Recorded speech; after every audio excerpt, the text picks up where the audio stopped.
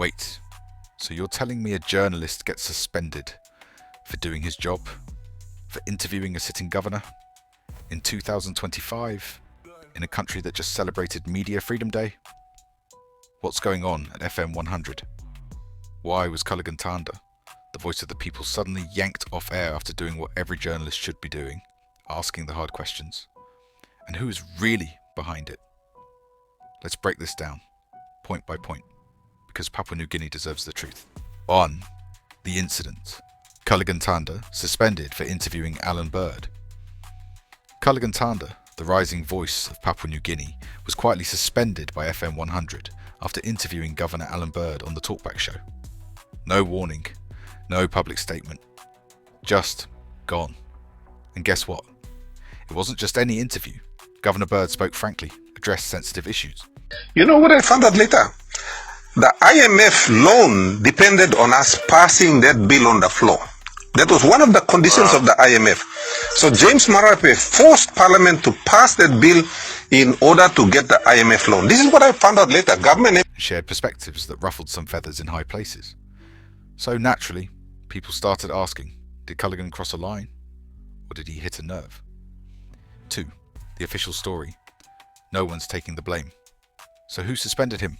NBC board chairman Ian Tarucha says, not us. He publicly distanced NBC and the Minister for ICT from the decision. He even clarified that FM100 is owned by Telecom PNG and they have their own internal board and management. Translation, don't look at us. But hang on, if no one did it, then why was Culligan suspended at all? 3. The insider take. Pressure from the top. Veteran journalist Scott Waide broke it down on Facebook. He says Culligan did nothing wrong. In fact, the only mistake he made was doing his job too well. According to Waide, Culligan needed permission to interview Allan Bird. Seriously. Waide believes FM100 management buckled under pressure from higher ups. People who saw Culligan's honest journalism as a threat and threw him under the bus to protect themselves. Culligan was silenced. Not for misconduct, but for speaking truth in a country that claims to support press freedom. 4. The Prime Minister responds. Then things got even more interesting.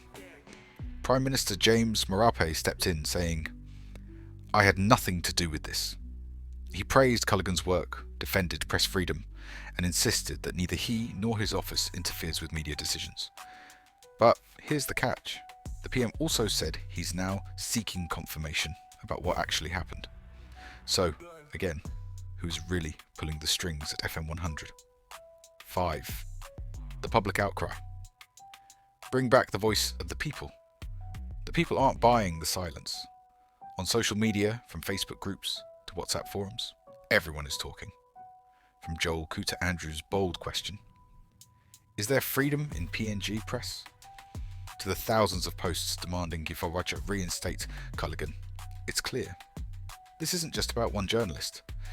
This is about freedom of expression, about holding power to account, about whether the media in Papua New Guinea is truly independent, or just pretending to be. 6. The irony of Media Freedom Day. And here's the most ridiculous part.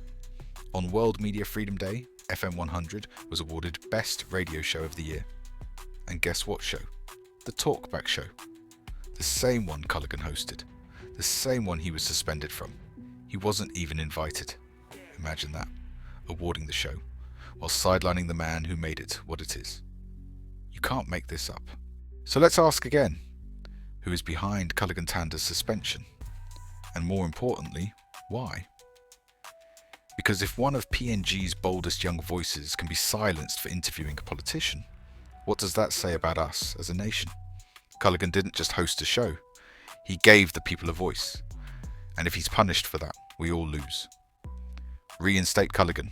Restore the voice of the people. Share this video. Comment below what you think. And let's keep the pressure on. Because journalism isn't a crime. It's a duty.